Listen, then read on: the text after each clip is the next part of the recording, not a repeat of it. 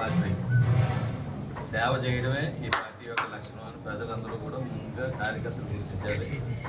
సేవ చేస్తూనే ఈవేళ ఈ స్థాయికి తీసుకొచ్చి ఈవేళ ఆంధ్రప్రదేశ్ రాష్ట్ర రాజకీయాలన్నీ కూడా పవన్ కళ్యాణ్ చుట్టూ తిరుగుతున్నాయంటే అతను సర్వీస్ ఓరియంటెడ్ మైండ్ తోటి ఉన్నాడు కాబట్టి ప్రజలు కూడా ఈవేళ ఆకర్షణ అవుతున్నారు.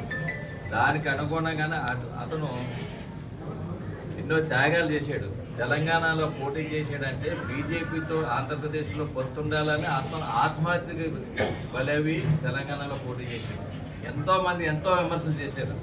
ఈవేళ ఆంధ్రప్రదేశ్లో ఈ సైకో జగన్ పరిపాలన అంతమందించాలంటే మోడీ యొక్క ఆశీస్సులు ఉండాలని మోడీ యొక్క ఆదేశాల మీద తెలంగాణలో పోటీ చేశారు తప్ప ఈరోజు ఆంధ్రప్రదేశ్లో మొట్టమొదటి అందరూ కూడా ఏంటి అక్కడ పోటీ చేయడం అన్న వాళ్ళు వేళ ఈ పొత్తు చంద్రబాబు నాయుడు గారితో కానీ మోడీ గారితో కానీ మెట్టు దిగి ఇతను సీట్లు వదులుకొని అక్కడ త్యాగం చేసాడు. ఇక్కడ రాష్ట్రంలో కూడా సీట్లు దక్కించుకొని ఈ రాష్ట్రంలో ఈ సైకో పరిపాలన అందమొందించాలని అతను ఏదైతే ఆశయంతో ముందుకెళ్తున్నాడో ఆ ఆశయాన్ని మనందరూ కూడా సాధించడానికి ముఖ్యంగా ఆయన కితాబుని పోటీ చేస్తున్నాడు కాబట్టి అదేవిధంగా ఆయన పార్లమెంట్కి ఉదయ్ శ్రీనివాస్ గారు కూడా పోటీ చేస్తున్నారు కాబట్టి వేళ ఎన్నికల కార్యాలయం ఇక్కడ ఏర్పాటు చేయడం మనం ఒకటే గుర్తించుకున్న సేవా కార్యక్రమంలో ప్రజలందరికీ కార్యకర్తలకి చెప్పింది